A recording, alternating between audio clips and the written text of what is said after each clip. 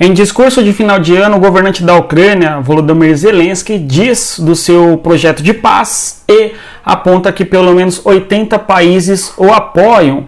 Por sua vez, em discurso de paz, a Rússia diz que não recuará. O que nós temos no horizonte é a última semana de dezembro de 2023, marcada por ataques significativos de parte a parte. Tanto Rússia quanto Ucrânia são acusados mutuamente de terem feito ataques a alvos civis. E é sobre isso que nós iremos falar no dia de hoje. Mas antes, aqueles recados importantes aqui do YouTube. Eu vou pedir a você que curta, compartilhe o nosso conteúdo e, claro, se inscreva no nosso canal caso você não seja inscrito. E além do mais, indique o nosso conteúdo às pessoas que gostam de geopolítica. E você que quer aprender de maneira muito mais aprofundada, dê uma olhada no nosso e-book Geopolítica para Entender o Mundo, cujo link está na descrição do nosso vídeo.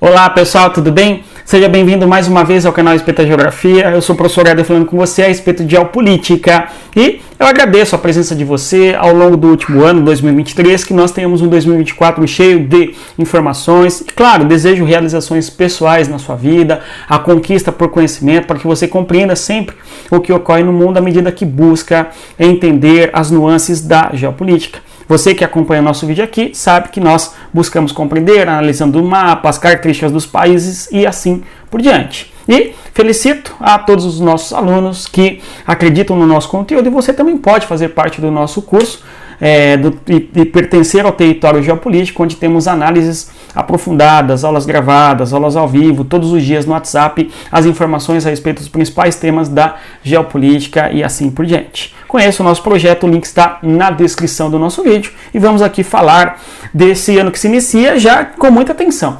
Nós temos a Rússia e a Ucrânia fazendo ataques mútuos um ao outro e estes dois países acusam-se também de terem atacado alvos civis. E a guerra está no impasse já há algum tempo, nós analisamos aqui, vamos reiterar o assunto e, claro, os discursos de final de ano dos dois governantes da Rússia e da Ucrânia. No atual cenário, nós vamos ter a Rússia atacando cidades ucranianas ali no dia 29 de 12. E teria sido o maior bombardeio feito com mísseis por parte da Rússia contra a Ucrânia. Um ataque massivo e significativo em todo o fronte da guerra, em toda a região onde há a Operação Z, a Operação Especial de Moscou. É o caso da região de Kharkiv, de Kherson e também a região de Zaporizhia, que forma um arco imenso ali na região leste do território da Ucrânia. Além disso, houve ataques pesados e bombardeios contra Kiev, assim como também Odessa. Tanto Kiev quanto Odessa estão um pouco fora do fronte de guerra onde têm ocorrido as principais disputas territoriais. Os ataques russos têm se concentrado em boa medida naquela região onde a guerra está congelada, já vamos observar no mapa logo à frente. E, em contrapartida, a Ucrânia vai fazer ataques a cidades russas e também em toda a região da zona de contraofensiva, em regiões como Kharkiv, Kherson, a fim de tentar expulsar os russos dessas regiões. No caso, nós vamos ter a Ucrânia utilizando drones e mísseis para atacar cidades dentro do território da Rússia. Por quê? Enquanto a Rússia tem a vantagem imensa de lutar a guerra em solo ucraniano, nós temos uma Ucrânia em enormes desvantagens que lutam a guerra de contraofensiva, que certamente não foi muito bem sucedida no ano de 2023. Vamos acompanhar como será no ano de 2024. Agora, o ataque que a Ucrânia tem feito quando em território da Rússia é feito a partir de drones e também a partir de mísseis. E a Ucrânia fez alguns ataques significativos contra cidades em especial da Rússia em solo russo utilizando drones. É o caso dos ataques feitos a Kursk e também a Briansk, bem como também tentando acertar mísseis em Moscou. E claro, o maior feito teria sido Belgorod. Esta cidade, que fica a 600 quilômetros de Moscou, foi atacada pela Ucrânia. Em contrapartida, a Rússia lança um ataque pesado contra a Ucrânia em seu território ali de Kharkiv no dia 31 de 12. Então você tem os ataques intensos de guerra entre Rússia e Ucrânia e estes são os principais pontos de ataques de ambas as partes, tanto em território ucraniano quanto em território russo. Quando olhamos aqui os ataques russos à Ucrânia, nós vemos que os ataques da Rússia vão se concentrar basicamente nesta posição aqui, da porção leste, em Kharkiv, Dnipro, Zaporizhia, no sul em Crimeia, em Kherson.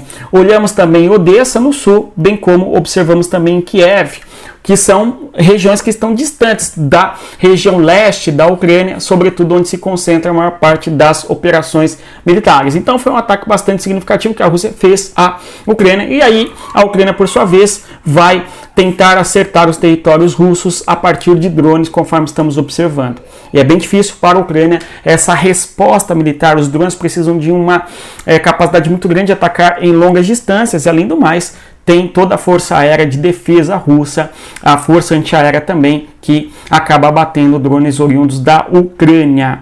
Bom, o ataque a Belgorod é importante porque é um território que está a 600 km de Moscou, e, segundo a Rússia acusa a Ucrânia, o ataque é feito em alvos civis. Na mesma medida, a Rússia vai convocar uma reunião no Conselho de Segurança da ONU com o objetivo de discutir o ataque feito pela Ucrânia e, claro, tentar condenar o governo ucraniano por ter atacado alvos civis e, consequentemente, estar cometendo crimes de guerra. Então, nós temos aqui um debate importante, que é a acusação de mútua parte de que a guerra está em horizontes que não são da guerra, e sim ataques que são feitos à infraestrutura urbana e também a regiões urbanizadas, regiões de vilarejos, e claro, tendo como vítima, portanto, alvos civis, o que é profundamente errado, e aí por isso a Rússia convoca essa reunião do Conselho de Segurança da ONU. Agora, o Putin já é acusado de ter cometido ataques contra a humanidade, ter cometido crime de guerra e assim por diante. Tanto é que figura no Tribunal Penal Internacional acusações muito sérias contra o Putin, de modo que os países, inclusive signatários do TPI, não devem receber o Putin, exceto se receberem, devem prendê-lo. Aliás, inclusive, nós teremos no Brasil em 2024 agora, no final do ano, não é, no segundo semestre, a reunião do G20. E à medida que houver a reunião do G20, a Rússia, no horizonte, discute se virá ou não ao Brasil. Se vier ao Brasil, o Brasil, pelo fato de ser signatário desse Tribunal Internacional, deve prender o Putin. Se o Brasil descumprir, o Brasil está descumprindo uma lei internacional que o Brasil é signatário, enfim, então aí sim impasse muito grande. Agora, outra coisa importante para o ano de 2024 é que a Rússia é presidente do BRICS. E os países do BRICS, não somente Brasil, Índia, China e assim por diante, os seus governantes irão à Rússia para discutir as questões no âmbito do BRICS.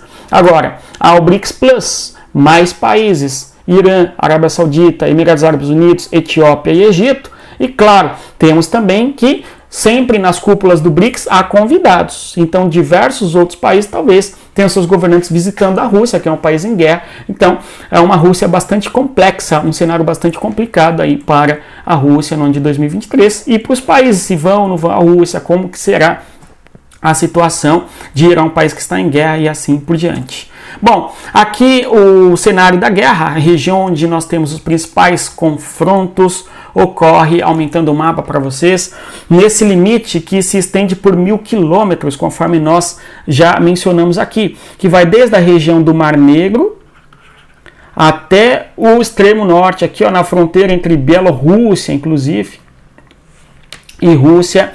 Nós temos uma guerra que se estende desde da Rússia até lá, toda esta localidade em 1.000 quilômetros de fronteira, e uma guerra congelada nesta região.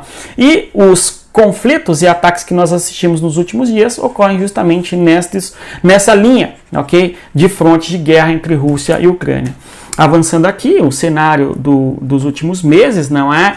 Aí nós temos ataques feitos a Kherson, a Zaporizhia, a Dnipro, a Kharkiv. São estas as regiões que nós temos aí, os principais conflitos, os confrontos ocorrendo nesses últimos dias. E claro, na própria Rússia, aqui ó, em Belgorod, conforme nós também assistimos aí nesses dias. E hoje, inclusive, dia 22 dia 2 de janeiro de 2023, nós temos a Rússia fazendo ataques pesados contra a Ucrânia em resposta aos ataques que sofreu nos últimos dias por parte da Ucrânia, enfim.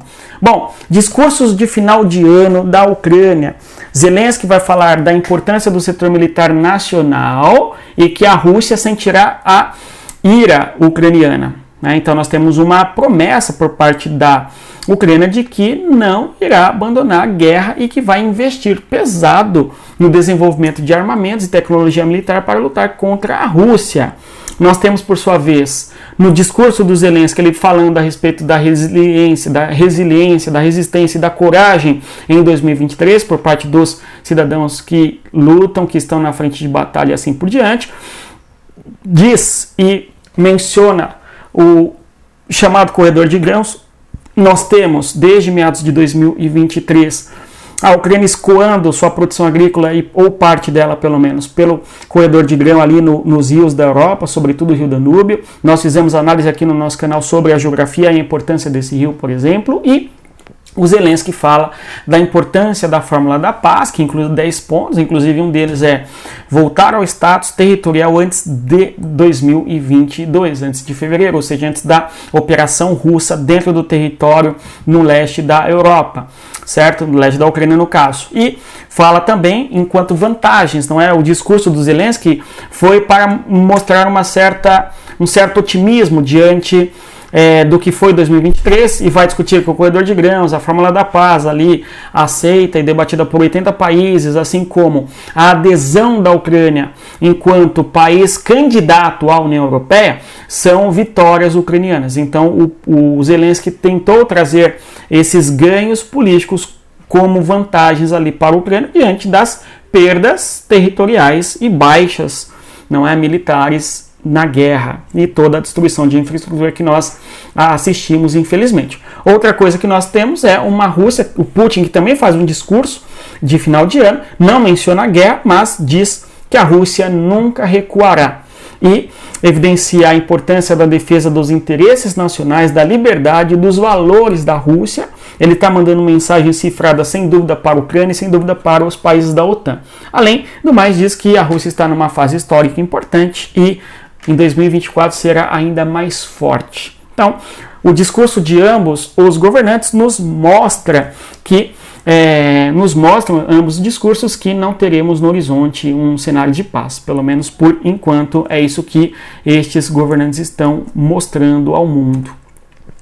Se você chegou até aqui, eu agradeço a sua presença. Eu reitero o convite para você conhecer o território geopolítico e vir estudar conosco.